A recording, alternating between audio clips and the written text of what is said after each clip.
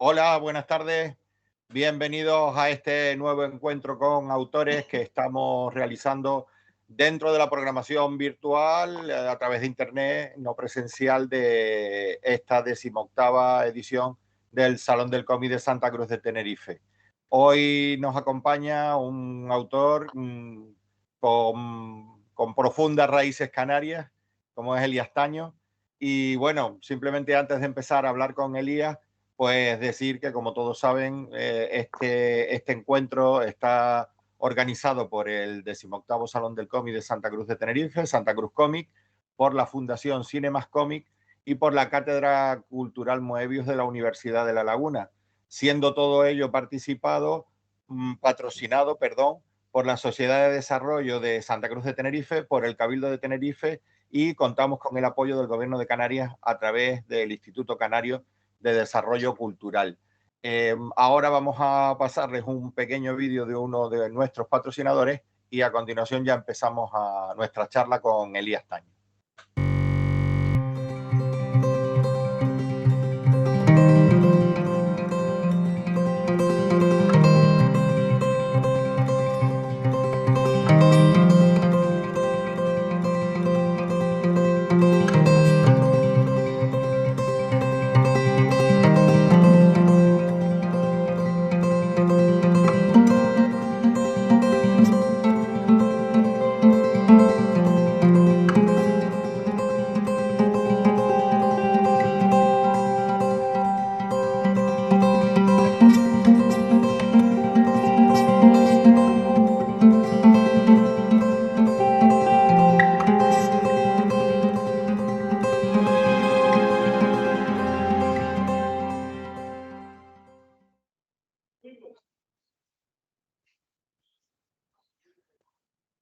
Buenas tardes de nuevo, pues ya estamos aquí después de este mensaje de nuestros patrocinadores. Y nada, aquí estamos en un encuentro con un autor. La verdad es que tenía muchas ganas de hacer este encuentro. Primero porque, bueno, Elías Taño tiene sus orígenes precisamente en la misma isla que yo, en La Palma. Y a pesar de que él en la actualidad reside en Valencia, pero bueno, yo creo que sus raíces y su relación con las islas y con La Palma, con Tenerife, es bastante estrecha. Y eso quizás se ha venido a concretar en la publicación de un cómic que se llama Garafía, que habla precisamente de su familia, de sus abuelos, de lo que pasaron durante los años de la posguerra en España, lo que supuso la inmigración, que tuvo bastante fuerza o que golpeó de manera bastante dura la isla de La Palma, y hubo muchos palmeros que durante los años de la posguerra tuvieron que emigrar de la isla. Algunos volvieron, otros no, pero bueno, Elías, a través de este cómic, Garafía, nos cuenta pues todo ese periplo, por lo menos por la parte que a él le toca, por la parte de su familia. Y bueno, luego además pues ha añadido otras cosas y otros temas en relación a esto. Pero bueno, vamos a entrar ya a hablar con Elías, porque me estoy yo aquí dilatando mucho. Y lo primero, saludarlo. ¿Qué tal, Elías? Buenas tardes. Hola, buenas tardes. ¿Qué tal, Patricio? Encantado de Bien, estar bien. aquí, por cierto. Y oye, igualmente de tenerte, porque la verdad es que tenía muchas ganas de conocerte. Bueno, te estoy conociendo a través de internet, pero te lo comenté que hace un tiempo la casualidad de que tu tío Martín Taño, al que sí conozco, a través de mi mujer, que ella también es Taño, o sea que por ahí, pero sin embargo ellos no son parientes. O sea, mi mujer es Taño de segundo, pero bueno, en La Palma hay muchos Taños. Yo creo que el apellido Taño solo está o es originario de la isla de La Palma, y se ha extendido un poco, pero se mantiene aquí en las islas, ¿no? Y recuerdo que Martín me comentó, pues yo tengo un sobrino que hace cómics y tal, y contra, pues me lo tienes que presentar cuando venga, me gustaría hablar con él y tal. En esa época yo todavía estaba, creo que con las ediciones que yo estuve dirigiendo del Salón del Cómic de Santa Cruz de Tenerife. Y claro, cuando me llegó la noticia de que había sacado este cómic Grafía, pues digo, esto no puede esperar más. Y intenté conectarte a través de Messenger, a través de los medios que pude. Y oye, me alegro mucho de por fin de conocerte y tener esta charla contigo. Y bueno, como tenemos ahora mismo bastante gente que estará siguiendo esta charla, también vamos a contestar a las preguntas que nos vayan haciendo por el propio Facebook las personas que nos estén viendo, y te iré transmitiendo esas preguntas. Pero bueno, un poco para ir rompiendo el fuego, ¿qué nos cuentas de ti? ¿Quién es Elías Taño? Como autor, como persona, como ser humano, ¿quién es Elías Taño? Pues a ver, yo me considero principalmente un trabajador de la cultura.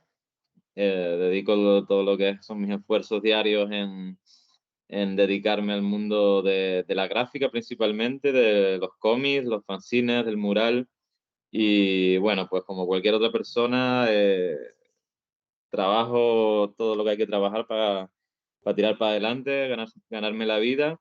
Y dentro de todo esto, pues, si me significo de alguna forma es porque todo mi trabajo tiene una connotación social y política que está como muy presente en mi obra, que es lo que me ha movido desde siempre a la hora de dibujar y que he ido pues un poco aplicando en casi todo lo que hago a nivel artístico.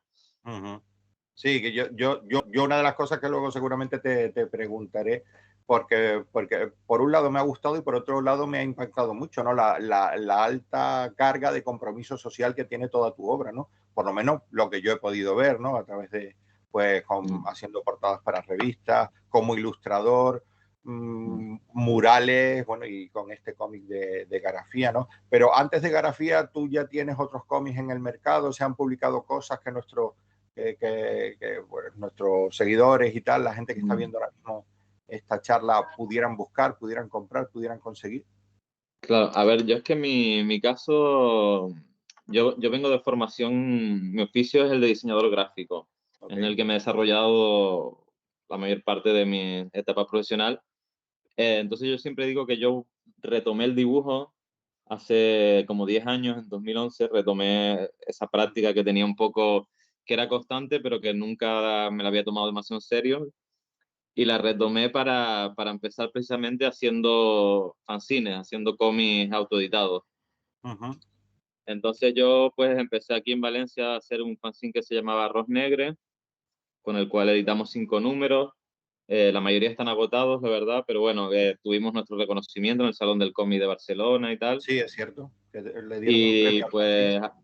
pues, y entonces, y a partir de ahí pues he hecho también otros fanzines eh, que bueno, que he publicado por mi cuenta, con otros colectivos.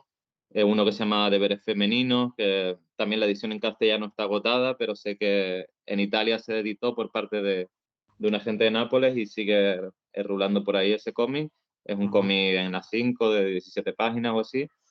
Y luego pues hice también un cómic sobre el caso Alsasu el año pasado. Sí. Y he colaborado también en muchísimos fanzines de aquí de Valencia y la verdad que de sitios dispares como Perú, México, Francia, Alemania, Polonia. O sea, que no te has quedado quieto, que te has movido bastante para que tu Y obra llegue a muchos sitios. claro, lo que pasa es que siempre son, claro, en circuitos muy underground y muy alternativos, en los que una vez pues acaban las tiradas, rara vez se vuelve a reeditar o así. Pero bueno, yo, pues el último TVO que hice autoeditado, que es el de Asasu, pues lo muevo yo, lo gestiono yo, la gente me lo pide por redes y yo estoy encantado de enviarlo. Esa es como la forma más sencilla de acercarse un poco a la última parte de Claro. mi obra, Uh-huh. hasta Garafía, que ha sido mi primera incursión también en una historia larga, que es Sí, como también el sueño de muchos dibujantes, ¿no? Por lo menos de nosotros amantes del formato cómic, ¿no? Y de la narración en sí, viñeta. del físico de toda la vida. Porque, o sea, en tu página web, eliastaño.com, creo que es, o eliastaño.net. .net, eliastano.net. Ah, Sí, no, es verdad, porque en internet ese problema tenemos, que la ñ no nos la no nos la reconoce. dejan. Eliastano, todo junto, .net. Esa es la página web, y a través de tu página web, los aficionados que quieran pueden entrar y pueden solicitarte cosas de las que tú ahí haces y todo eso.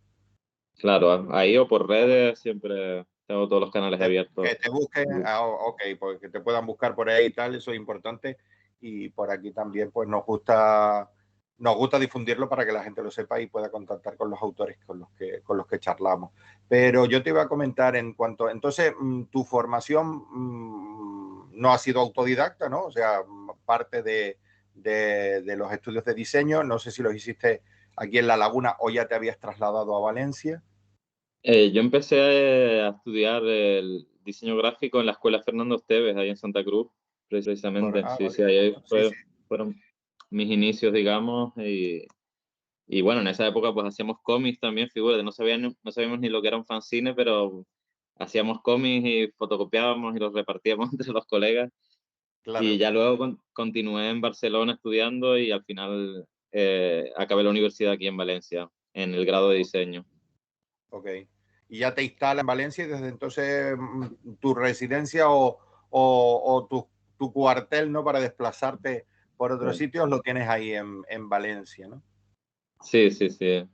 Sí, desde entonces estoy aquí y bueno, de momento sigo por aquí, he vuelto a estudiar también, entonces Ah, qué me bueno. quedan unos años aquí para hacer el máster y el doctorado. Al mismo Ajá. tiempo doy clase también en otros Estás dando máster. clases, eso te iba a preguntar, sí, sí. Mm. Y nada, Mira, por aquí sigo como, bueno, es mi zona de conflicto. bueno, pero está bien, está estupendo, por lo menos para saber por dónde está la gente. Te lo digo porque precisamente una de las preguntas que nos hacía a través de Facebook nos han ido ya entrando algunos mensajes. Marta Domínguez nos saluda, Pedro Julio Pérez también. Pero Marta Domínguez nos quiere hacer una pregunta que a lo mejor, bueno, te la puedo hacer ahora, la podríamos hacer más tarde, por el hecho de que Sí, viendo, dale. viendo, viendo que sales de las islas, pero que estás residiendo en Valencia, Marta nos pregunta si hay futuro para vivir del cómic en Canarias o por eso hay que irse fuera. ¿Cómo lo ves? Eh, a ver, yo creo que para vivir del cómic, que, vamos, yo no vivo del cómic, pero bueno, de la ilustración, de trabajar con la narración gráfica, lo que queramos, tenemos la suerte hoy en día de poder ser emigrantes virtuales. Yo creo que perfectamente se puede vivir en Canarias del cómic, trabajando tanto para Europa como para Asia, como para Estados Unidos o otros mercados. Mm, ¿Cuál es la cuestión que a mí me sucedió aquí en Valencia?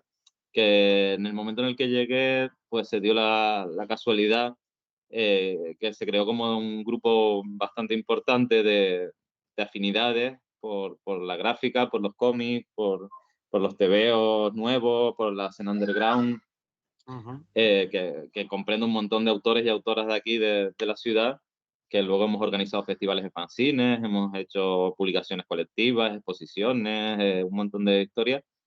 Y bueno, y en realidad a mí lo que me ha formado es estar en contacto con esta gente. Yo Claro, creo que más que el hecho de estar en Canarias o no estar en Canarias, es el estar conectado con la gente que está haciendo eso mismo o parecido, que tenemos sensibilidades parecidas, que nos interesa y eso como que te da un montón de conocimiento, creas un montón de redes sociales, pero analógicas, como yo les digo, sí, en las que, ¿no? Bueno, pues justo hasta antes de la pandemia, pues nos veíamos mucho, colaborábamos, siempre estábamos pensando oye, viene este dibujante que viene de México, oye, pues podemos traerlo, que nos haga un taller aquí, o el otro, o vamos a proponer hacer unos talleres con los niños sobre dibujo, y lo que salga de ahí hacemos un fanzine, una publicación. Y yo creo que sí, que es perfectamente posible vivir del cómic en cualquier lugar. Yo creo que lo importante primero, leer mucho cómic, dibujar mucho. Esto, desde luego, es un oficio que no puedes hacerlo si no amas dibujar. Esto es algo que claro, le digo siempre a mis alumnas eh, digo, el único requisito para vivir de dibujar es que te apasione dibujar, porque lo vas a tener que hacer todos los días de tu vida y si lo haces como por inercia, no te va a funcionar. Tienes que estar claro. muy apasionada con esa cuestión para tener ganas de inventar, de crear, pues no, tampoco tener este sentimiento derrotista de que no se puede vivir del cómic y eso. Yo creo que hay lugar para un montón de voces y un montón de sensibilidades todavía que ni conocemos Sí. y que es súper bueno y no sé, nosotros desde aquí, desde Valencia, siempre que conocemos a gente nueva haciendo cómics, es como un subidón, porque vienen con una Claro. energía nueva, con propuestas diferentes, con referentes que no son los nuestros, ¿no? Que y al final nos vamos haciendo mayores, en realidad, y viene la gente de 20 años con unas cosas brutales, ¿no? De las que tenemos cantidad que aprender. Sí, porque yo estoy de acuerdo contigo en que ahora mismo la ventaja, o sea, aparte de, como todo, ¿no? Tiene sus cosas, sus ventajas y sus desventajas, pero una de las ventajas, grandes ventajas de Internet o de toda la conexión a través del mundo virtual es que ahora mismo puedes estar conectado con todo el mundo, puedes presentar proyectos y trabajos en todo el mundo, que puedas tener más suerte o menos suerte, ya eso depende de otros factores, pero que sí lo puedes hacer y que da lo mismo estar situado en Canarias. En este caso tú estás situado en Valencia, pero por eso mismo que tú dices, ¿no? Por una cuestión de que encontraste un grupo con el que te sentiste a gusto y ya te quedaste ahí, pero también comentabas antes que estás trabajando para Italia o para países en Sudamérica o incluso en Estados Unidos, ¿no? Porque yo, lo que comentábamos antes, independientemente de que a uno le pueda gustar hacer cómics y al final realice cómics, también dentro de lo que es la labor del ilustrador hay un amplio abanico de posibilidades, como puede ser la ilustración, el portadismo, o en tu Mm. caso, que me ha parecido flipante, la realización de murales, ¿no? Porque murales físicos en la calle, en paredes, a mí me parece una labor muy difícil y sin embargo, a través de tus murales he descubierto, vamos, una forma también de narración brutal. O sea, ¿cómo comienzas tú también con este tema de los murales, de la realización de obras sobre muros? Pues la verdad que fue como bastante casual, ¿eh? Porque esto lo empecé a hacer en 2016, empecé a pintar en la calle un poco de casualidad. Estaba en Chile y unos Sí, amigos eh, tenían como allí un espacio cultural y me dijeron, oye, ¿por qué no pintas algo aquí en la fachada? Y dije, bueno, ¿por qué no? Y al final me di cuenta que era un formato que es lo que te decía, que si te apasiona dibujar, te va a apasionar dibujar en cualquier formato. A mí me encanta desde claro, hacer camisetas o fanzines o cómics o ilustración editorial o portadas de discos o carteles. Y el mural, lo bueno que tiene además es que es mucho más democrático como formato, porque primero no pagas nadie paga por ver tu trabajo, con lo cual tu vale. trabajo llega Ujú. directamente a la gente y está en el espacio público, con lo cual no lo va a ver solo la gente que le gusta tu trabajo, que congenie con tus ideas, sino que está abierto a todo el mundo y todo el mundo lo puede criticar, puede hablar sobre él, puede gustarle, no gustarle. Entonces, eh, y en realidad yo casi sigo la misma lógica de dibujar en papel que en el muro. Muchas veces no parece que al ser un formato grande no nos puede tirar para atrás por su complejidad técnica, pero en realidad es relativamente sencillo. La técnica la vas aprendiendo poco a poco, según te manejes mejor con spray. Yo pinto con pinceles, pero bueno, es una gozada. Como medio de expresión a mí me encanta, me parece que es el más político de los formatos en los que se puede trabajar. Claro, Por esto que decía, de que está en el espacio público, que es un territorio en disputa, que está totalmente copado pues, por otros tipos de estímulos más publicitarios, más urbanos, y de pronto el arte en mitad de la ciudad es como algo maravilloso para contar historias incluso. claro que sí. Y tú te ves con influencias, no solo en este terreno, sino vamos, en toda tu obra. Influencias me refiero tanto que pueden venir del mundo del cómic como del mundo del arte, porque a mí me ha sorprendido mucho el estilo de dibujo que tú tienes, que me recuerda en algún sentido también a los pintores indigenistas canarios o a los pintores indigenistas de Sudamérica, ¿no? Ese estilo, no sé, o sea, a lo mejor me estoy yo haciendo aquí una liada en la cabeza, pero por eso te quería preguntar de dónde viene, de dónde nace ese estilo en Elías Taño, o sea, quiénes fueron tus influencias o quiénes son. Sí, mira, lo del estilo es una cosa que me da un poco de, o sea, lo comento con todo entrecomillado mucho, Vale, porque creo que no es necesario el estilo. Hay mucha obsesión también en la gente que empieza con encontrar un estilo, En mi caso, el estilo, como creo que a todo el mundo, te encuentra a ti, no lo vas buscando tú. ¿Y cómo te encuentras? Pues eso, revisitando los referentes que te gustan de todo, ni siquiera solo de los cómics o de la historia del arte, sino también del cine, de los libros, de la escultura, por ejemplo, de Sí, incluso la música. Yo principalmente mis referentes han estado en una cultura pop, digamos, del siglo XX. También está en toda lo que es la cartelería soviética de los primeros años 20, también del siglo sí, pasado. También podría decir pues la producción cartelística de la Unión de Repúblicas Socialistas Soviéticas. En cuanto a cine, el cartel cubano de cine también me ha influido muchísimo, así como el polaco o el checo. Y luego también mucho sí, la obra de artistas como Guayasamín, eh, o, o el Mono González de Chile. Sí, artistas que tienen como una visión decolonizadora, digamos, de los lenguajes más europeos. A mí eso me ha interesado. También como canario me siento más afín a crear unas gráficas o unas imágenes que yo siento que son más cercanas igual al lenguaje nuestro, que vivimos en realidades geográficas que no ujú, son el norte de Europa, que nuestro clima, nuestras costumbres, nuestra mezcla de cultura también es muy distinta. Y yo creo que por eso, en cierto modo, sí me siento más cercano igual a esos autores y autoras de Latinoamérica. Y a nivel color, sobre todo. Pero bueno, también luego tengo influencias de artistas pop como Kate Haring, por supuesto de sí. Picasso. O sea que al final todo creo que se Todo suma encuentra y al y... final surge, como tú bien dices, o te encuentra. O sea, Mm. me ha gustado esa expresión, ¿no? El estilo te encuentra a ti, no tú encuentras el estilo. Está muy bien.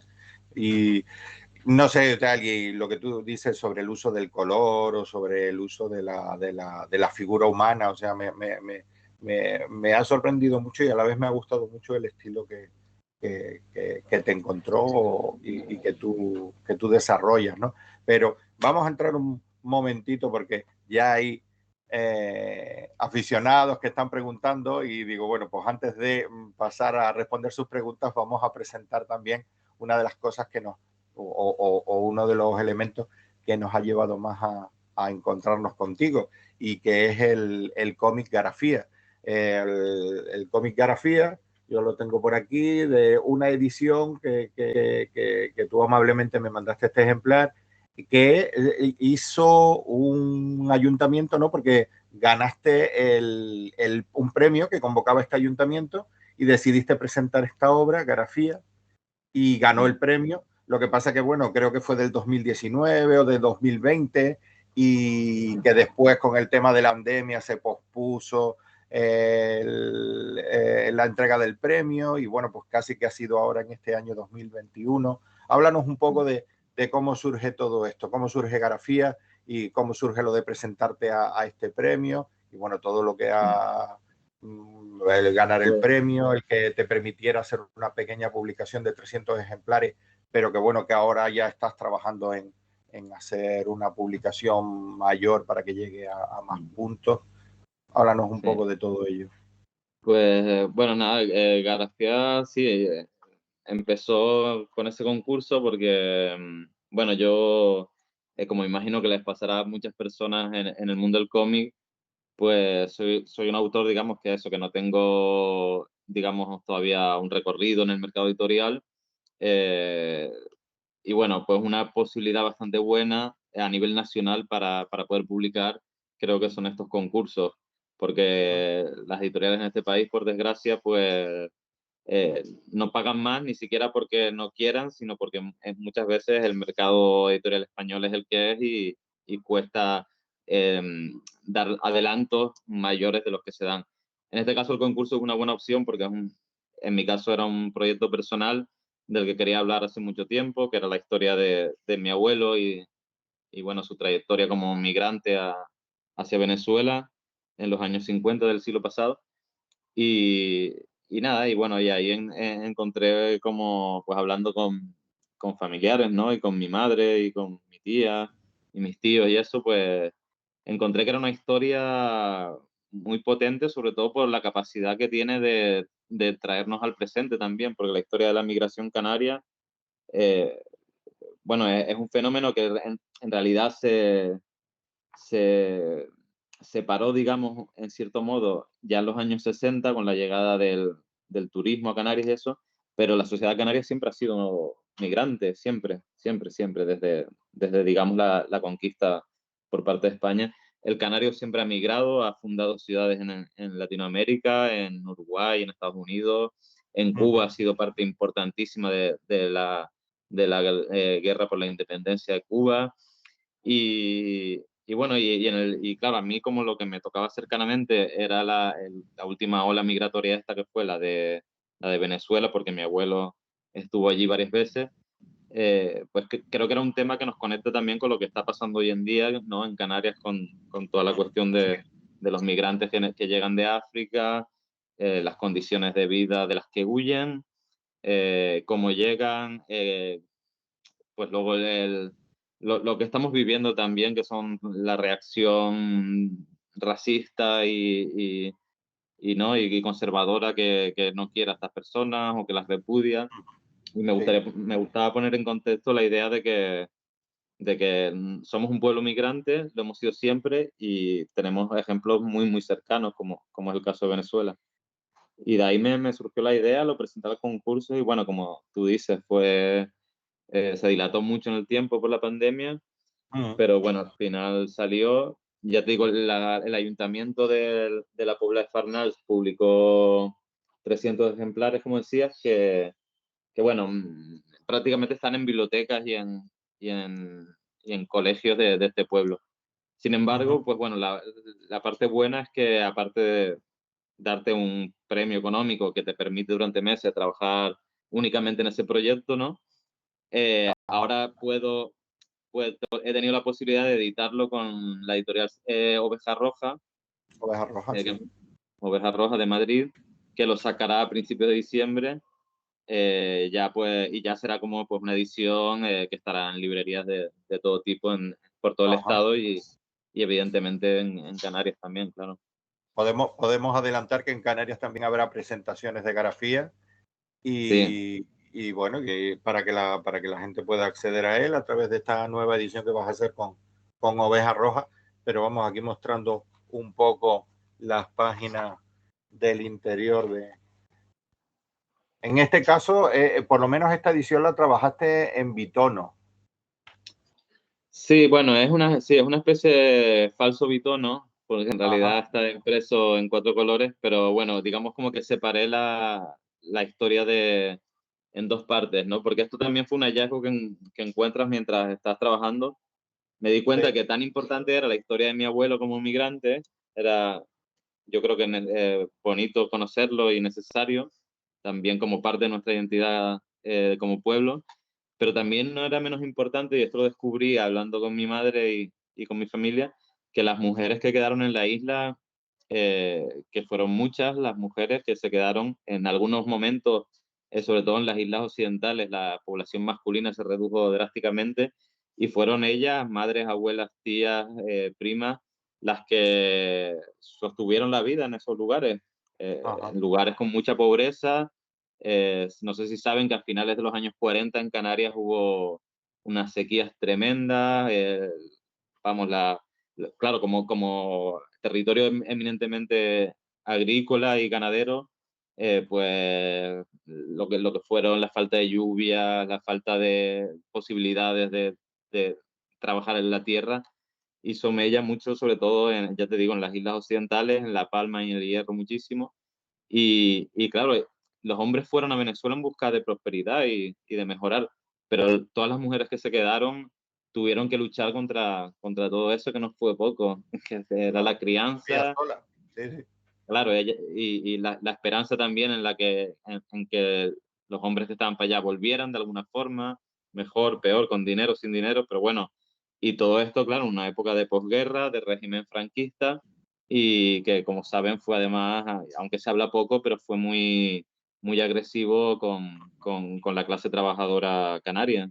Sí, claro, no solo ahí se mezcló la inmigración, sino también la reflexión, el exilio. Mucha gente y tal dijo, pues salgo escopetado para Venezuela antes de que aquí me pueda pasar algo peor, ¿no? Además de la persecución política, claro. Mm. Mm.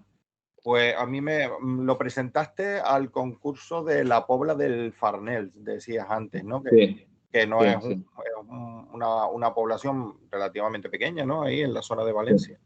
Mm. Y eso que dices, ¿no? Pues con el premio fueron 300 ejemplares que, como tú bien dices, pues claro, si se lo gestionó el ayuntamiento, pues habrán llegado, ¿no? Eso también te sirve a ti de difusión, pues Mm. a bibliotecas y a colegios y a centros así.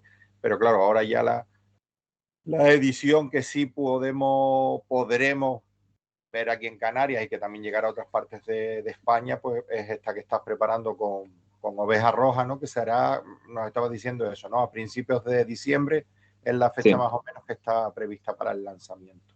sí, porque, a ver, si no me equivoco, la primera presentación del cómic es el jueves día 2 de diciembre, entonces Ah, ok, ahí o ya sea, seguro que ya tiene que estará. estar para esa fecha. Ahí tienes Sí, o sea, el tema entonces, claro. claro, siempre se supone que una semana o 20 días antes está en las librerías, Claro, así que, pero bueno, digamos que como tope el 2 de diciembre seguro que estará perfecto, y con ilusión de poder, la verdad, presentarlo ahí en Canarias a finales de año genial. o cuando se pueda o para el próximo año, Sí, pero ganas de moverlo, de presentarlo, de charlar con la gente allí, de encontrar también el diálogo, ¿no? Que también los artistas necesitamos muchas veces de ese encuentro con en el público contacto, ¿no? Con el para. lector, claro que sí. Mm. De todas maneras, y pues, precisamente he adelantado un poquito la introducción del cómic, ya pues para que también lo sepas y tal, pues yo lo he estado prestando a gente, se ha visto un poquito por aquí el tema y a la gente le ha encantado. Entonces, bueno, por ejemplo, ya algunas preguntas que te van a dirigir nuestros videntes o oyentes, no sé cómo definirlo. Por ejemplo, Pedro Julio Pérez Marcos te pregunta si crees que las historias sobre la gente de Canarias serán entendidas por gente en la península o en otros países. Pues yo creo que sí. O sea, yo creo que el potencial de las historias no tiene nada, tanto que ver con dónde suceden o quiénes son los protagonistas, sino como pues con la capacidad que tú tengas de conectar con una cuestión mucho más profunda. Aquí estamos hablando de un contexto social, estamos hablando de migración, estamos hablando de pérdidas, estamos hablando de sentimientos que en realidad son transversales a toda la humanidad. Yo creo que esto lo he escuchado bastante porque creo que en Canarias se nos ha impuesto una especie de complejo de, no de inferioridad, sino de aislamiento, de que lo que pasa en Canarias, claro, realmente estamos muy lejos de la metrópoli que nos gobierna, entonces tenemos nuestra propia idiosincrasia, nuestra propia forma de hablar, nuestras propias costumbres, etcétera. Entonces, eh, nos parece, o nos han hecho creer, mejor dicho, o quiero pensar, que lo que pasa en Canarias, pues nos interesa solo a los canarios, o es una cosa un poco más de O que no construcción interesa de fuera de las identidad islas. cultural. Pero yo creo que no, yo creo que en cualquier lado las historias que pasan en Canarias son interesantes, tenemos mucha historia, creo que es muy desconocida y creo que la humanidad sería un mundo mucho mejor si se conociera más las historias de Canarias. También muchas otras, pero que creo que Claro, por las condiciones, por cómo fue colonizado, cómo fue el genocidio de los pueblos originarios de Canarias, cómo fue la inmersión de España dentro de ese contexto hasta nuestros días, o sea, sin poder obviar que Canarias ha sido un territorio pues prácticamente colonial y en mi opinión sigue siéndolo hoy en día a través de la explotación turística y estamos perdiendo un montón de cosas súper importantes, incluso a nivel cultural, que yo creo que el pueblo canario merece también contar su historia y creo que el resto del mundo puede comprenderla, empatizarla y es una forma también de conservar nuestra memoria, ¿no? Como pueblo. Sí.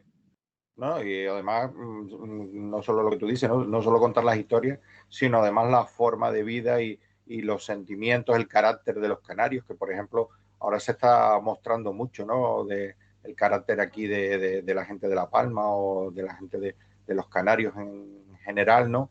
Con el tema este del volcán, ¿no? Cómo lo están afrontando los que están allí directamente en primera línea, la ola de solidaridad que se ha despertado también Sí, fuera de las sí, islas, ¿no? Pero fundamentalmente en las islas para sí, ayudar y a la gente de La Palma, ¿no? O sea, yo creo que todas esas cosas sí merece, y lo que tú comentas, ¿no? sí, Desde que se produce la conquista del archipiélago hasta nuestros días, y no solo con la venida de los españoles a las islas, ¿no? Sino de pueblos de toda Europa que vienen aquí, irlandeses, de Flandes, de Francia, de Inglaterra, ¿no?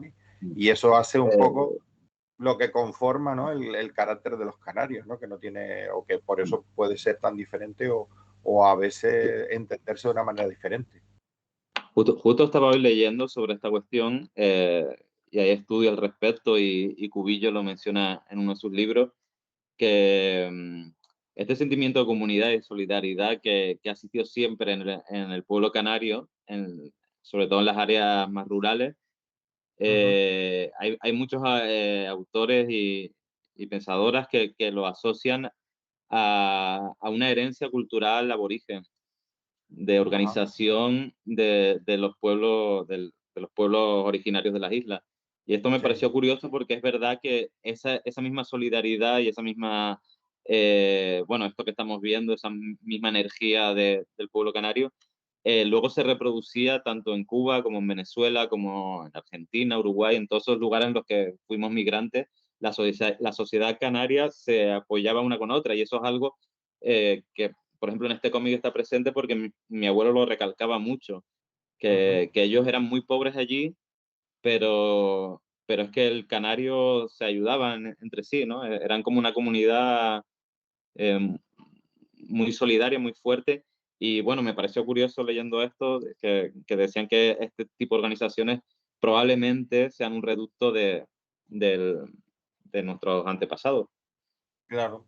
¿No? Y también, ¿no? De la comprensión quizás de una isla a otra, porque el vivir en una isla, uno sabe lo que es vivir en una isla, pero es muy difícil explicárselo a alguien que no vive en una isla, ¿no? Que vive en un territorio continental o en otra Mm. zona. Entonces, claro, entre las islas, pues todas las islas sabemos los que vivir en una isla y cuando otra isla está pasando por un problema grave, pues no sé, nace rápidamente esa solidaridad porque entendemos lo que es vivir en una isla, un problema que no tiene nada que ver con lo que podría ser en una zona.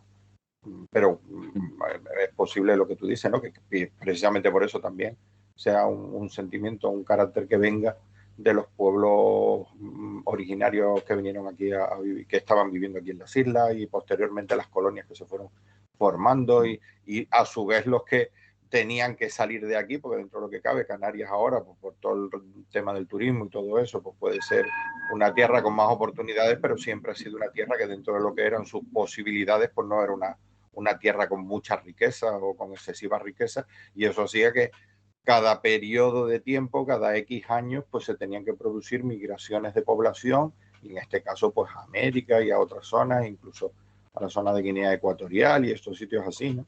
Entonces, Sí, sí, en es África lo que también, tú dices, exacto. puede ser eso, provenir no solo de ahí. Yo te iba a hacer otra pregunta que también lanzaba Pedro y un poco de esto que estábamos hablando, ¿no? Dice, ¿intentas que las historias que creas sean más universales o prefieres que sean más fieles a la idiosincrasia de los canarios? Pues yo creo que siendo fiel a esa identidad cultural canaria, se puede ser universal perfectamente. Sí, de Mm, hecho, creo que por eso creo tanto en la cultura como herramienta de transformación. De hecho, Tomás Sankara decía que la forma en la que se aniquilaba a los pueblos más económica y más sencilla para las grandes potencias coloniales era la culturización de los pueblos, es decir, implementar culturas ajenas.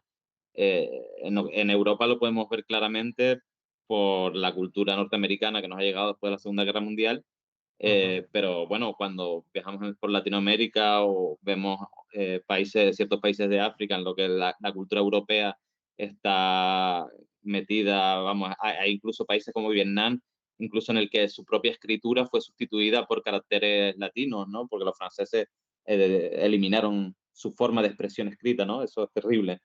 Entonces yo creo que justamente desde tus propias características puedes construir historias muy universales y que atraviesen emocionalmente y políticamente a cualquier persona de cualquier parte del mundo, identificándose con la problemática y entendiendo esas particularidades también que yo, por ejemplo, en el cómic he intentado respetar en cierto modo, como es el habla, ¿no? Pues la forma en la que algunas expresiones palmeras, la forma, el deje, ¿sabes? Determinadas formas de hablar que yo Sí, digo, sí. bueno, pues incluso si no son comprensibles del todo, no pasa nada, porque también es abrir una ventana a que cualquiera que lo lea entienda que en Claro. este territorio las cosas se llaman por otro nombre y no pasa nada.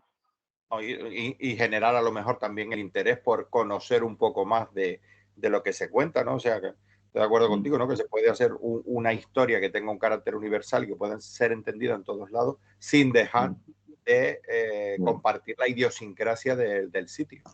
Y fíjate si es curioso, porque mucha gente me ha dicho respecto a este cómic que, o sea, fíjate, cuánta gente en el archipiélago, eh, o sea, todos, digamos, creo que somos conocedores de la historia de migración a Venezuela, ¿no? Creo que ha estado presente en casi todas las familias, barrios, o sea, creo que es algo que todos los canarios sabemos, ¿no? Pero sin embargo, cuando gente de aquí de la península, de otros sitios de América Latina ha leído el cómic, no tenían ni idea de esto, Ajá, de un proceso migratorio tan fuerte que sucedió hace nada claro. y fíjate, y no lo sabían, ¿no? Que a mí, claro, no, tampoco quiero decir que Canarias sea el centro del mundo, pero bueno, creo que es una historia que también merece ser la pena contada y no por estar en un lugar pequeño en mitad del Atlántico desmerezca, ¿no? Yo creo que todo lo Sí, sí, sí. contrario, que justo los sitios pequeños, las historias pequeñas, porque creo que esta historia del cómic es una historia en minúscula, está hecha a partir de la tradición oral, no hay un estudio académico detrás ni nada, historias de mi madre, de mi abuela, de mi abuelo, de mis tíos. Eh, así he intentado como transmitir un poco a todo aquel que se acerque a leerlo, pues una historia muy sencilla, en realidad, muy humana. Sí, sí. No, y estoy de acuerdo contigo, ¿no? Que al final, a través de lo que es la culturización que han hecho los Estados Unidos del resto de países, o sea, sabemos más historias de migración de los italianos que iban a Nueva York o de los irlandeses que iban a Boston que de, los, de nuestros propios ancestros, ¿no? De nuestros antepasados que iban a América y que iban a otros sitios y tal, porque quizás no está dentro de lo que en ese momento se ha intentado extender, ¿no? O sea, y creo que, como tú dices, es una historia que merece ser contada y que tiene muchas cosas, muchas vivencias de gente que yo creo que son totalmente compatibles y empatizar con otras naciones y con otras personas, ¿no? Mira, tenemos Totalmente. otra pregunta de Rumen Justo Reyes. Bueno, de entrada te lanza un piropo, dice, eres un grande, Elías. Dice, una pregunta, pero no sé yo si, dice, una pregunta, ¿eres más de la época Forum de España, de Marvel, o de la época de Manara? Pues yo a Manara llegué ya más adulto. Yo era consumidor de los comic forums, sí, sí, de Claro, Spider-Man y de... por edad y todo eso no nos toca a todos ahí. Sí, sí, sí. Sí, no, para mí fue más importante en mi formación, digamos, juvenil, infantil, más importante los cómics de forum, sí, desde luego. Vale, y luego Patri Pérez nos da las buenas tardes y nos pregunta, que por eso también por eso te decía y tal, porque vi la pregunta y digo, a lo mejor está bien introducir primero el tema de grafía, aunque esta se va a referir más bien a tus etapas anteriores dentro de los cómics que has hecho, ¿no? Porque le parece interesante que cuentes o que nos cuentes cómo fue tu experiencia en el mundo de la autoedición. Pues mi experiencia en el mundo de la autoedición, bueno, no ha terminado, o sea, es algo que creo que estará siempre en mí, porque es un territorio en el que yo tengo una libertad total y absoluta de creación y de mover el material como yo quiero y de la forma que a mí me gusta y con los medios que tengo también, que es también una forma también de apretarte a nivel creativo, el tener en cuenta que tienes unas limitaciones, digamos, materiales, ¿no? A la hora de te tienes que ceñir a unos formatos, a unos tipos de color, a lo mejor tienes dinero para hacerlo en color, a lo mejor lo tienes que hacer en blanco y negro, a lo mejor pues tienes un taller de serigrafía y puedes hacer la portada en serigrafía. Mi paso por la edición es, yo siempre digo que más que intentar definir los fanzines o la autoedición, lo veo como un estado espiritual en el que, porque es un espacio de creatividad total, que te posibilita también crear muchas redes con un montón de personas, porque ahora con internet podemos hacer cómics con autores y autoras de todos los lugares del mundo prácticamente y afortunadamente también las imprentas ahora ya no son tan inaccesibles como hace años, entonces se pueden hacer ediciones más cortitas, se pueden hacer cosas muy artesanales también. Y mi paso por la autoedición solo me ha dado que alegrías, la verdad. Sí, sí, sí, para mí es una cosa súper necesaria y poder sacar proyectos que incluso tú sabes que a una editorial, por el número de páginas, por el tema que tratas, por el nivel de experimentación que estás haciendo en ese trabajo, a una editorial no le va a interesar, pero ni siquiera a ti puede que te interese meterlo en una editorial porque va a ser igual una obra que en una librería no va a tener salida, porque el O porque no va a mercado gustar a lo también del mejor, libro por el estilo tiene de que su... sigue la editorial, a Claro, lo mejor sí. los temas que tú Ay, quieres tratar y que a lo mejor no son los que la editorial le interesa, también. Eso te da a claro, ti la libertad. exacto, así ya te digo, viniendo de la autoedición y manteniéndome fiel a la autoedición y todo, y trabajando con editoriales, también quiero decir como que las editoriales no son el enemigo. O sea, Obviamente. simplemente cuando las editoriales no aceptan nuestros trabajos o no les interesan nuestros cómics, ni siquiera es por algo personal o algo que parezca, sino puede ser por muchos motivos, que no entres en su colección, que vea que no encajas con los otros autores o que pues tu tipo de dibujo no es lo que ellos trabajan, quiero decir, pero son cosas que ni siquiera son personales contra los autores. Ujú. Aun con todo, pues, a ver, no es fácil publicar, pero tampoco es imposible. Yo creo que lo suyo es ir buscando la editorial que más se adapte a lo que a ti te interesa. Pues si tú dibujas manga y unas determinadas historias, unas determinadas tramas, o más juvenil o más de fantasía, pues tienes que buscar editorial que le interese ese trabajo, no tirarte a lo mejor no sé, es que no se me ocurre pues a una que haga novela gráfica social sin Claro. más, ¿no? Pero Y bueno, sin embargo, pues los fanzines te permiten hacerlo, sí o sí. Lo que te dé la sí, gana, o sea, tú lo recomiendas el buscar absolutamente. o el poder experimentar, no digo que siempre, pero que la experiencia de la autoedición es buena, vamos, que por tu parte la recomiendas. Totalmente, totalmente. Y además, no solo lo recomiendo, sino que hay muchísimas autoras y autores que están ahora saltando al mundo de las editoriales porque previamente han hecho fanzines. Yo no digo que el fanzine sea un medio para llegar a nada. De hecho, desestimaría totalmente la idea de que es un medio.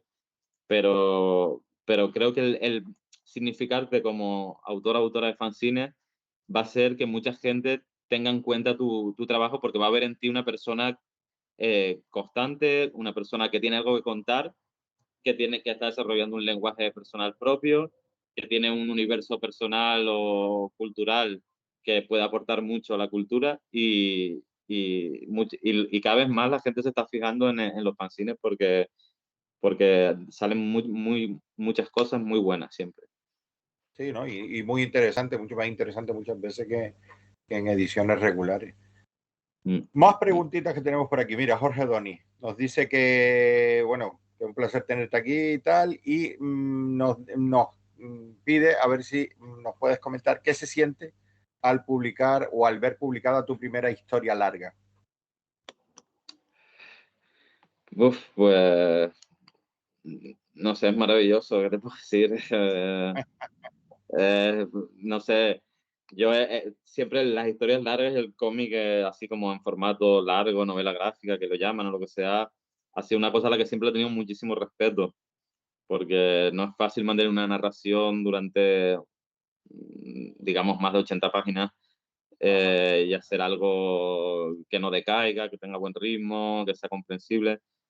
Entonces, yo siempre he tenido mucho pánico y ver que, bueno, que esta cosa que es bastante humilde, pero que la he podido conseguir y llevar a término, pues, no sé, es maravillosa la experiencia, la verdad que es muy bonito, mucho trabajo detrás y hasta el último momento, yo justo antes de entrar en la reunión estaba todavía ajustando las guardas del libro, ajustando ilustraciones que aparecen intercapitulares, el tamaño de los textos, o sea, es un trabajo casi que en algún momento tienes que acabar para mandarlo a imprenta y ya, bueno, pues cuando te llega el libro, la verdad que es muy bonito, es una experiencia muy bonita.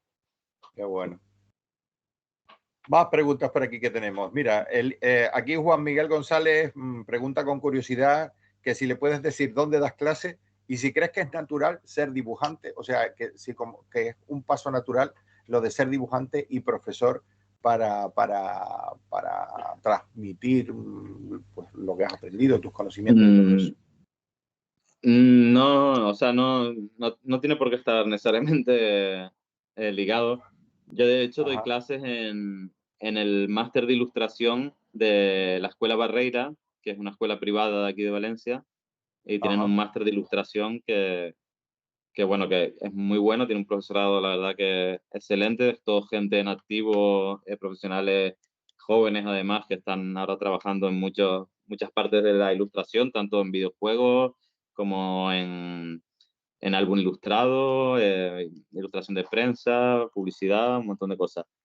Y, y dar clase para mí es un complemento más, porque también pues cada año te encuentras con gente diferente, te obliga también un poco a estar refrescarte, te obliga también a conectarte con lo que se está haciendo ahora y cuanto más generoso eres, pues más recibes también porque luego además eso te obliga a seguir estudiando, a seguir claro, formándote para poder dar mejor las clases. Yo creo que como docente es una responsabilidad tan grande y bueno, yo vengo de una época en la que no existían así como máster o estudios de grado siquiera en ilustración, por ejemplo.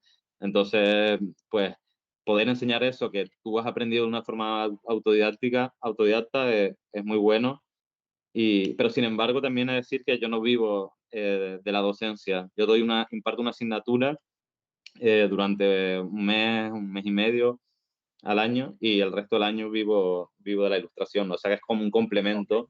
Complemento, eh, correcto. mm, Sí, pero bueno, que también puede ser una opción más para aquellos a los que les gusta el dibujo y la ilustración, pues saber que tienen también esa posibilidad, ¿no? De la docencia, de dar clases, si de les gusta la transmitir sus docencia, desde conocimientos. luego, Claro, claro. claro, claro. Más cosas. Pedro Julio Pérez Marco nos dice, increíble que en espacio público sea censurado como te hicieron con tu mural de Alsasua. ¿Cambiaste el diseño las 3 veces que lo rehiciste o lo mantuviste igual para todas las veces que lo tuviste que volver a pintar? Bueno, aquí a lo No, mejor Pedro Julio a lo mejor tiene más información, a lo mejor para el resto de personas y tal que nos estén viendo. O sea, ¿qué pasó? Cuéntanos primero qué pasó con el mural que hiciste en Alsasua y ya después, pues si quieres, contestamos la pregunta de Pedro vale. de si cambiaste el diseño o lo hiciste igual exactamente las 3 veces que lo tuviste que hacer. Vale. No, esta cuestión de Alsasu fue cuando salió la sentencia que condenaba hasta 13 años de prisión a los chavales a un grupo de jóvenes de Alsasu entre 20 y 27 años, me parece, apenas hasta 13 años de cárcel por una pelea que hubo en un bar con un guardia civil fuera de servicio. Ujú. Cuando salió la sentencia, pues yo en señal de protesta hice, primero en Sagunto, un pueblo, hice un mural muy grande en la Plaza del Mercado y en una de las esquinas, pues bueno, había como diferentes reivindicaciones en todo el mural y una de las reivindicaciones era la libertad para los chicos alsacios. En ese momento en la campaña se usaba un eslogan que estaba escrito en euskera y yo lo usé tal cual, Alsasukoak Azke. Ese fue el primer mural, digamos, vandalizado. El grupo municipal del Partido Popular y de Ciudadanos pidió que se borrara, etcétera. Se pidió la dimisión de los concejales del pueblo y todo. Luego, entonces, pero bueno, eso fue como una polémica así un poco, bueno, menor. Luego lo pinté en Valencia, pinté otra cosa diferente en Valencia una noche y, y pues no duró ni 24 horas, los servicios de limpieza lo borraron por una denuncia que habían tenido de un vecino que decía que era un enaltecimiento del terrorismo, entonces, porque simplemente estaba hasta escrito en euskera. Esta es la única, O sea, a lo único a lo que se aferraron. su relación con el terrorismo vasco era que estaba escrito en euskera. Muy bien. Mm, mm. Sí, para que veamos cómo funciona también el La pensamiento cabeza. colonial y centralista de este país, que cualquier Sí, sí, cosa sí, sí. escrita o expresada en un idioma que está en las periferias, digamos, del poder, es asociado a cosas malas, ¿no? Es como, en fin, como si yo hiciera un cómic sobre grafía y me asociaran al M. Payac o una cosa O así. algo Bueno, así. Sí, sí, sí, sí, totalmente. y luego eso lo borraron en 24 horas y entonces, bueno, el ayuntamiento me pidió disculpas por borrar ese mural. Dijeron que había sido un error y me ofrecieron otro mural. Y yo en ese tercer mural, pues pinté otra cosa y, bueno, fue un mural diferente, aunque siempre con los mismos mensajes, ¿no? Siempre estaba por ahí el libertad para los presos de Alsasu y en valenciano y también en euskera. Y bueno, este pues duró todavía menos de 24 horas y fue atacado como por un montón de grupos fascistas, nazis, Ya. Falange Española, estaba por ahí, España 2000, Unión Valenciana, gente de verdad nada deseable, de Sí, sí. ideologías supremacistas y muy reaccionarias, que aparte de borrar el mural en pocas horas, pues luego, bueno, me insultaban y me amenazaban constantemente por redes, que bueno, eso es más relativo, pero incluso llegó a haber como encuentros en la calle con mi bicicleta en la que me increpaban y me reconocían. Entonces, bueno, fue una experiencia curiosa. Siempre dibujé cada vez una cosa diferente, aunque con el mismo mensaje. Y bueno, la experiencia fue que a pesar de todo creo que hubo mucha más solidaridad o yo sentí muchas más muestras de solidaridad que de odio, Que de aunque las rechazo, de ¿no? odio siempre son muy llamativas, ¿no? Sí, quizás son más escandalosas porque siempre dicen Mm, que no, no tiene más razón el que grita más que el que emplea mm, los argumentos debidos, pero a veces eso, montan más escándalos, montan más tal y parece que son más de los que en realidad son, que cada sí, vez, bueno, que parecía que cada vez eran menos, yo sigo pensando que son menos, pero bueno, vamos a ver, sí, sí. porque con los Son últimos ruidosos. acontecimientos están las cosas así, pero exactamente es lo que te decimos, ¿no? Que son muy ruidosos y entonces parece que representan o que tienen mucha más gente detrás de Y la no que en solo realidad tienen. ruidosos, sino luego son peligrosos realmente. O Sí, sea, no es sí, sí, sí, gente, no, ya no, te estoy digo, de no es acuerdo gente contigo. deseable con la que charlar e intentar llegar a un acuerdo sobre ideas, porque para mí al final el mural en realidad es un lugar para el debate público.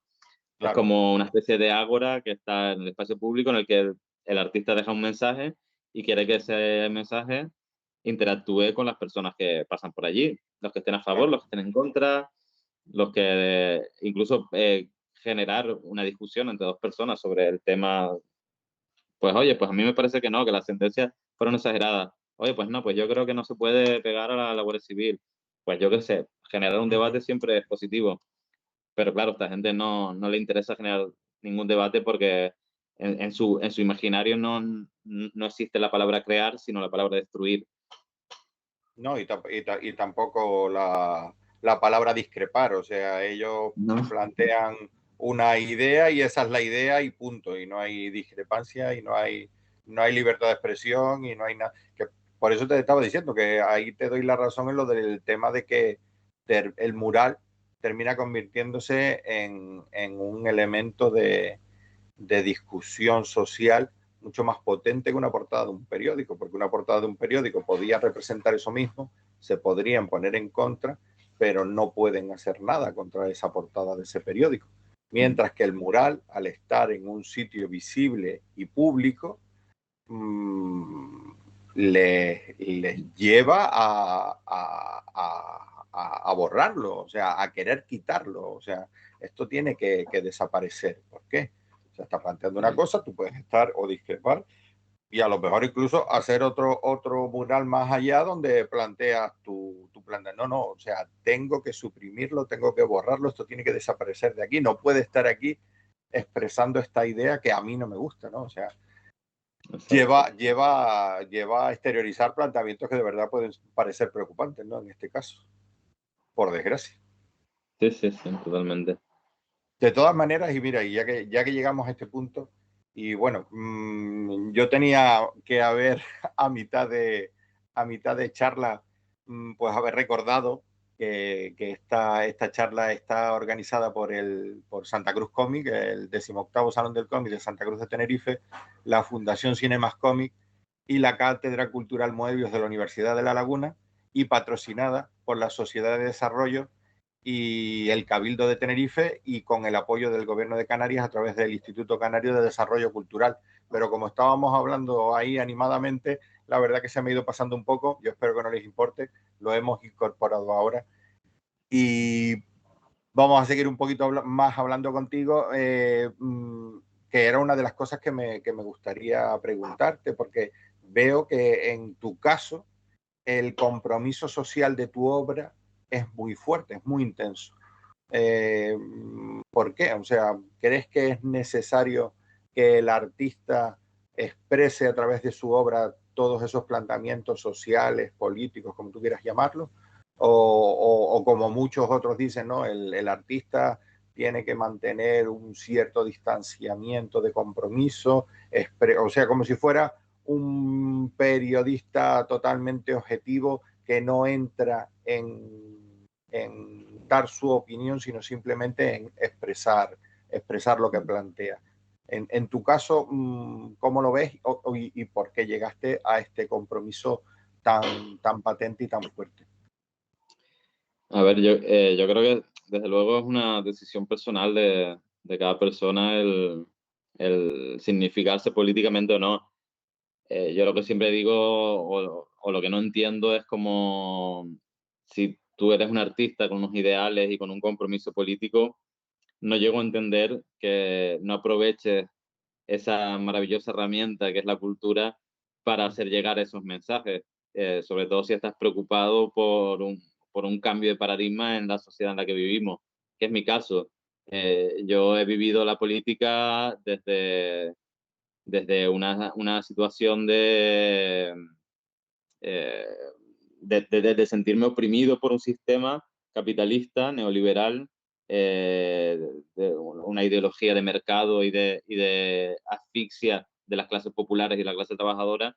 Yo eso lo he sentido a nivel político y pues por suerte he encontrado una herramienta para denunciar todas esas injusticias que encuentro a mi alrededor, que desde las actitudes homófobas, racistas, contra la migración, contra la educación, incluso contra los movimientos LGTBI, entonces mi forma de protestar contra eso es a través del arte y yo lo utilizo como herramienta política, quizá como la única. Luego yo tengo una ideología, pero yo no formo parte de un partido político, o sea, no trabajo la política desde el modelo de partido o de institución. Uh Tampoco -huh. digo que lo condene, me parece muy bien que haya elegido ese camino, pero mi forma de participar en la política es a través del arte. Y bueno, esa cuestión de sentimiento por intentar denunciar las agresiones y la miseria que sufrimos como pueblo, como clase trabajadora, es lo que me ha movido siempre a posicionarme del lado de las oprimidas, ¿no? De las personas que encima cada vez menos tenemos voz, porque eso es algo que también, Sí. claro, el arte al estar mercantilizado, al existir un mercado del arte en mayúsculas y existir lógicas de mercado en la creación de productos culturales, lo que pasa es que las voces disidentes o las voces que no congeniamos con eso, porque en realidad, ¿qué pasa aquí? No es que haya artistas de izquierdas y artistas de derecha. No se trata tanto de eso como del hecho de que, como decía un pensador valenciano, todo lo que no hagamos nosotros será hecho contra nosotros. Y la cuestión es esa, cuando tú dices que eres apolítico, cuando tú te manejas en esa equidistancia, en realidad yo no acuso a nadie de que sea de derecha o que vote a Vox. Lo que es verdad es que estás posicionándote en el lado de las lógicas estas mercantilistas, neoliberales, que realmente y en el fondo son de derecha, por mucho Sí, que tú mantengas esa equidistancia. Yo, sin embargo, defino mi arte como político, aunque para mí todo es político, porque como decía Ken Loach, el director de cine, cuando le preguntaban, ¿pero usted hace cine político? Él decía, hago el mismo cine político que Hollywood, pero de signo contrario. ajá, Es decir, nadie diría que Hollywood es de derecha, pero claro que es de derecha, porque o sea, claro que los intereses que defiende son los de una clase capitalista y todo sí, ese imaginario que se genera, del que hemos hablado antes, que se ha perpetuado a través de la culturización de los pueblos, es un ideario que responde al capital. Todos los que nos manejemos en un espectro político anticapitalista, antifascista, yo creo que tenemos la obligación moral de expresarlo a través de a través de cualquier medio, pero los que trabajamos desde la cultura, pues evidentemente creo que, vamos, yo no podría no entenderlo desde una militancia artística. Mi sí, sensibilidad política no podría. claro. No, no, y además lo que tú dices, ¿no? Que muchas veces, no sé si lo leí en algún sitio, ¿no? Que muchas veces la falta de acción termina convirtiéndose en una acción también. O sea, si Claro. alguien yo me quedo en medio, yo no hago nada, bueno, pues eso también es hacer algo. O sea, el hecho de no estar ni con unos ni con otros te termina poniendo en un punto en el cual tú estás también y eso de alguna manera termina siendo apoyo de uno o de otro. Eso es así. Sí, sí, es que eso lo Entonces, vemos claramente incluso en la historiografía canaria. Vemos como muchas veces o sea, la narración de la conquista de Canarias la encontramos en las palabras de nuestros opresores. claro. Y hay muy pocas y honrosas excepciones que hablan desde el punto de vista de los pueblos originarios, ¿no? De Ujú. Canarias. Así que, bueno, pues el arte, porque eso al final no dejan de ser obras literarias, es una herramienta, por supuesto, para perpetuar una historia cultural, ¿no? Y esto es también de lo que trata el cómic este, de intentar De García, entender sí. de García que tenemos nuestra historia, que tenemos derecho a contarla y que seguramente no sea la que todas hemos escuchado desde los canales oficiales, sino que hay Claro, como esas verdades minúsculas que están ahí, ¿no? Como también se decía que en Canarias, bueno, que el franquismo, que aquí, o sea, que la guerra civil aquí no se vivió. Bueno, que se lo digan a los palmeros, que se lo sí. digan a los huelguistas en Tenerife, en Gran Canaria. Es Ujú. decir, claro que hubo represión, Claro. pero yo justo estaba escribiendo en el epílogo del libro, la única mención a Canarias en los libros de estudio de bachillerato era que de Canarias había salido el Dragon Rapid con Franco Claro. dentro. Entonces, quiero decir, pues es una forma de anular nuestra historia. Si el arte no se significa, vamos a dejar siempre que otros cuenten Ujú. nuestra historia. Me comentaron un historiador que decía que en Canarias no hubo frente pero sí hubo guerra. O sea, nosotros aquí no Totalmente. tuvimos frente, no hubo frente como pudo haber en determinadas zonas de la península donde el frente de guerra, donde se encontraban los dos bandos, uno frente al otro, pues estuvo en un sitio, en otro, fue cambiando dependiendo de las vicisitudes de la guerra. Y aquí en Canarias no tuvimos frente, pero sí hubo guerra, o sea, durante todos esos años y tal, de una forma o de otra, se vivió y se padecieron las vicisitudes de la guerra, incluso pues eso, ¿no? Claro, no había frente porque aquí ya el bando ganador era el que era y pues el otro bando ya dado por perdido pues sufrió toda la represión y toda la guerra de otra manera.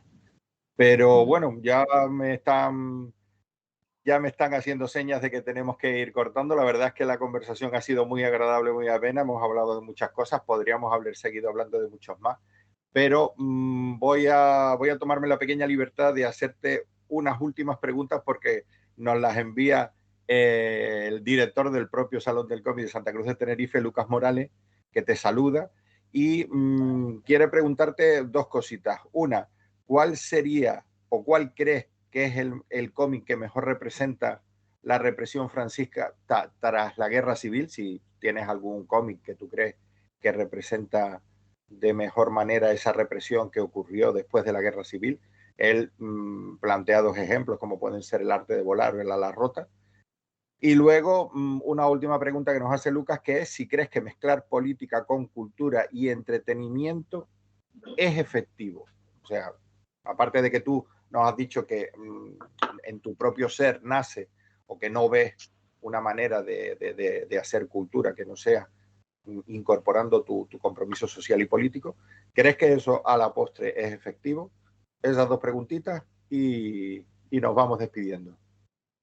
Vale, pues respecto a la primera, claro, obviamente ya mencionando el arte de volar y el ala rota, pues hay muchas obras. A mí Los surcos del azar me gustó muchísimo, También, pero de mis preferidas últimamente, además de mis últimas lecturas, es la eh, de Jaime Martín, Jamás volveré a tener 20 años.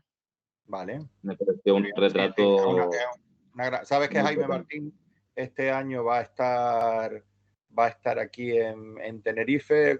Como hemos podido traer a muy pocos autores, uno de los que va a venir es Jaime Martín, que va a estar firmando y dedicando ejemplares de sus obras durante los días del salón.